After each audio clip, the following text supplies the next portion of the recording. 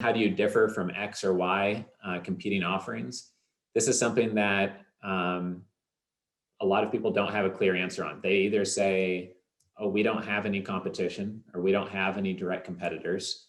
And it's not true because there's always other options. So when Airbnb started out, they were unique, but people still have the option of staying at a hotel or still have the option of going to literally a bed and breakfast or maybe renting through someone on Craigslist or something strange like that. I don't know, but like there's always some competition in the marketplace for anything. It just might be a different type of model or offering that's not exactly the same. But being ready for this and knowing how you compare in terms of fees, in terms of structure, if you can be very knowledgeable about this, then when somebody says, "Oh, well, your fees look high," I can't believe that your fees are 10%. Then you can point out, "Oh, well, it's a 10% performance fee. All of our competitors charge 20% performance fee and an asset management fee. So actually, our fees are 1/4 of our competitors." And knowing information like that off the top of your head